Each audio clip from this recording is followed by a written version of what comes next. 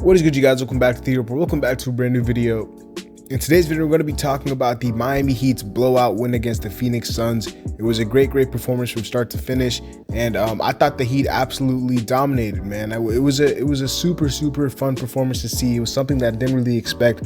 The Suns are the hottest team in the NBA right now, the best record in the NBA, and we absolutely came out and we dominated them. So we're going to be talking about this game, just talking about the Heat's willingness to not lose, even though they're down so many key players. And yeah, let's get right into it, man. We also have to do the question of the day.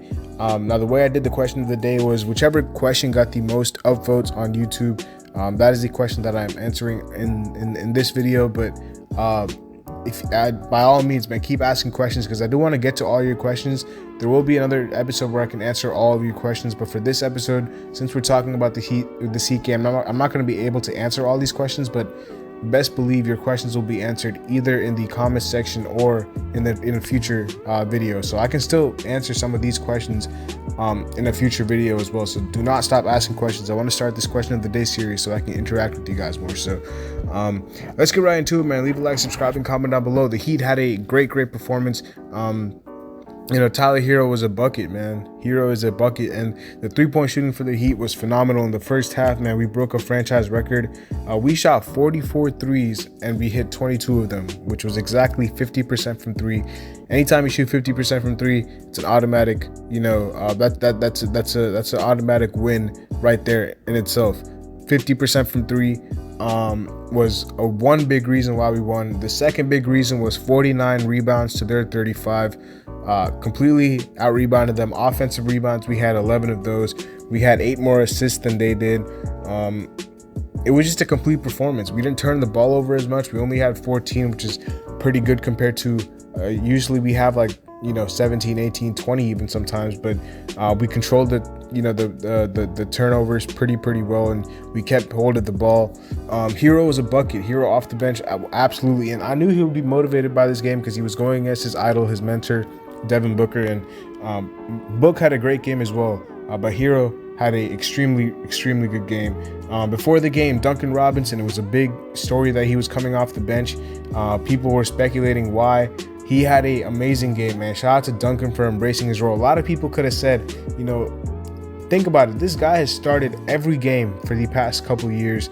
And this season, apart from the last game against Portland because of his conditioning, he started every single game this season when he was healthy as well. And for a guy to be starting that many consecutive games, and for Spoelstra to make the adjustment to bring him off the bench, a lot of guys could have just hung their head and just gave up, or just had an attitude with the coach or whatever. Duncan Robinson embraced it. Duncan Robinson embraced his role. Duncan Robinson bought into his role, and that's why he had 27 points, and he was absolutely huge for us today.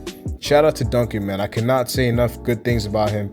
I tweeted, I'm not going to be surprised if he gets traded, because if Strus starts permanently, then Duncan could get traded, because it's not really a good look to have $90 million just sitting on your bench. But on the other hand, the way he shot the ball tonight, it does not hurt to have both Strus and Duncan in the team. I don't know why a lot of Heat fans before were trying to put the two against each other and say, oh, we can only have one of these guys shoot the ball. You can never have too many shooters. And when Duncan and Strus are shooting the ball like they did tonight, when they were both on, this Heat team is going to be tough to beat. And yeah, that was just a great game by Duncan Robinson and by Tyler Herro. That was really the crux of the game. Yurtsevin had 8 assists. He had a great game as well. Lowry had 13 assists, his usual playmaking. Tucker hit some big corner threes, and we just out-hustled the Suns, man. We just out-hustled the Suns. So great performance, brilliant performance in Spoelstra. What a masterful coaching exhibition by Erik Spoelstra against Monty Williams, who's another top coach in the NBA. He absolutely schooled him. Erik Spoelstra should be the favorite for coach of the year. I might be biased, but what he's doing with this roster is unbelievable, and I don't think it's getting talked about. We are 8-2 against the top 3 seeds in each conference right now combined. That's crazy. That's absolutely ridiculous, considering half of those games, or more than half of them actually, were without our top 2 players. So Spoelstra deserves all the credit in the world, man. He just he just finds a way to win every single game that he needs to, and he just finds a way to just fight through adversity and just get through everything. So shout out to Spo, best coach in the NBA. And let's continue this against the Hawks, man. Let's continue this against the Hawks on. I think we have a 3-day layoff now. We do not play for another 3 days. That's really good for us because it gives Jimmy 3 days to rest. I'm gonna be shocked if he does not play that game. He was a game time decision, not a game time decision, but he was questionable tonight, and he was eventually ruled out, which I thought was a good decision because we had 3 more days until our next game, so it gives him 3 more days additionally to rest. And then Bam could be back in the next couple of weeks if you're looking at that 4 to 6 weeks timetable, because 4 weeks is already over as we're recording this video. You know, his timeline was set on the 7th and it's currently the 8th, so that's 4 weeks done. You could probably be looking at 2 more weeks maximum, and then he'd come back. Gabe Vincent just exited protocols, but he wasn't with the team, so he obviously couldn't play, but he exited protocols. Oladipo, if you've seen on Twitter or whatever, he's been posting videos of him working out.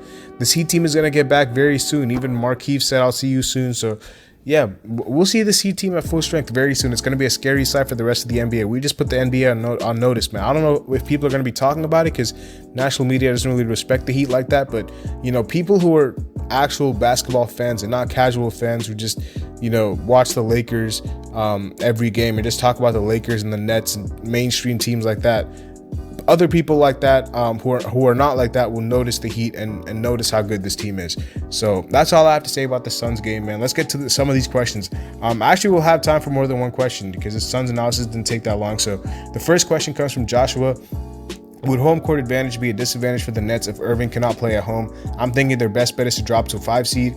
Now, I did briefly talk about this, and I did address this briefly on the last video where I talked about some of the scariest, or not scariest, some of the teams that the Heat could match up with in the playoffs. And I think it is a disadvantage for the Nets if Kyrie cannot play 4 games, if he can only play 3, because the Nets' road record is actually a lot better than they are at home. And you know, obviously, you can't really say that it's because of Kyrie, because Kyrie's only played 1 road game so far, but I just think that they just played better on the road in general. So, yeah, I mean, Patty Mills has been not off to a cold start, but he's been cooling down since his, you know, crazy performance on Christmas Day. James Harden is back in a slump now. Like, Kevin Durant's the MVP, but he cannot do everything by himself. And in the series, I think the Nets can get exposed. I think the Nets can get exposed very easily in a series. I think defensively they're not the best. I think their team constructed. The team is not just constructed well. I just think that it's a bunch of names, and I don't think they play for each other that well. I don't think they have the chemistry. I don't think they have, you know, the it factor that it takes to win a championship. So, you know, the least that could happen for them to boost them in the right direction is for them to not get home court advantage. But unfortunately for them, it looks like they're going to finish as a top 2 or top 3 seed. So they most likely will get home court advantage unless they're facing like the Bulls or something. Maybe the Bucks if the Bucks leapfrog them. So, yeah, I mean, hopefully for us, they don't get home court advantage. I mean, they do get home court advantage so that Kyrie can only play 3 instead of 4 games. But we'll see how that goes. But I do think it'll be a disadvantage for them if Kyrie can only play 3 instead of 4, obviously.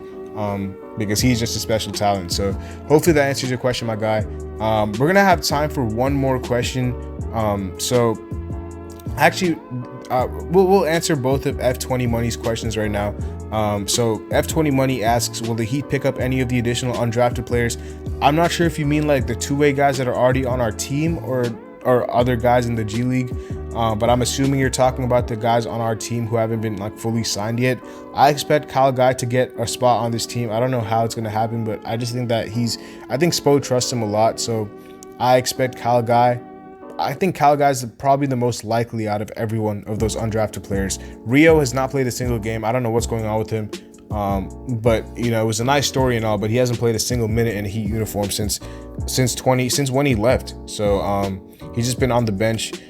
Silva, I haven't been impressed with Silva, man. I'm not gonna lie. Even tonight, he was very all over the place. He had a couple of good plays in the first half where he got fouled and he had some good hustle plays. But Chris Silva's he'll bring the energy, he'll bring the hustle. But as far as the IQ, like he lacks a lot of that. You know, he got a couple of defensive 3-second violations, and it was really frustrating me. So I don't know, you know, the Heat might do it because of sentiment, but I don't think bringing Chris Silva back is the right choice. Haywood Highsmith has not played that much. He's played, you know, in spurts. And then obviously Ari Coleman has not played at all. So I think out of all of them, I would say Kyle Guy. Cheatham's contract has expired already. 10-day contract, it's done. He's not on the team anymore. So yeah, Kyle Guy is probably the most likely out of all of them. And then the second question from F20 Money, which is the last question of the day for today's video. Do you think we have a chance to win the chip this year? Listen, man, like I can't really predict stuff like that. I do think we have a chance, but you know, we don't know what's gonna happen. I think the only thing stopping this team is injuries. I really do. I think that with when we're fully healthy, it's gonna take a lot to beat this team, and I just think that, you know, this team has a lot of guys coming back, and when they come back, you already have, you know, I like what the Heat have done so far, like staying afloat with, you know, guys who are in the bottom end of the rotation when everyone comes back, like your Gabe Vincents, your Max Struces, your Yurtsevins. These guys, you know, if they're called upon in a playoff scenario, they're gonna be ready because you've already exposed them to so many high crunch time minutes in these big regular season games that they've been playing. They've been playing huge minutes. Caleb Martin is another guy I didn't even mention. So all these young guys who haven't had the exposure to real minutes, they're gonna get that under their belt, and you know, during the stretch, and some of them already have, and for the playoffs they'll be ready. And obviously you have the guys like Jimmy, you have Kyle, you have Bam, the top three, and then you have Herro, who's been on a tear this year, Robinson if he's hot, Scary, PJ Tucker, Markieff, Dwayne Dedman, who's one of the best backup centers in the NBA. Like this team will be deadly. I think, you know, knock on wood, hopefully there's no major injuries or whatever, but man, I think fully healthy, yes, I do think this team has a pretty good chance of winning the championship. And I do expect the Heat to be in the conference finals at least, because I do think they're a top 2 team in the East along with the Milwaukee Bucks as of right now. So hopefully that answers your question. And yeah, I think we're gonna end the video here. So if you guys have any questions, future questions, please ask them in the comment section below. Like I said, I will be answering all of these questions in future videos as well, and also in the comment section. So all of your questions will be answered. Just put them in the comment section below, and like I said, whichever ones get the most upvotes will be answered on the next episode. So hopefully you guys got that, and let me know your thoughts about the Heat game against the Suns, man. It was a great win, probably the best win of the season. That and the Bucks one, because we were just so shorthanded and we came out against a dominant team, and we just laid the smackdown on them. So yeah, that was just a great performance, and you know, we can go to sleep well tonight. So I'll see y'all later. As always, have a nice day. Leave a like, subscribe, and comment down below. Peace.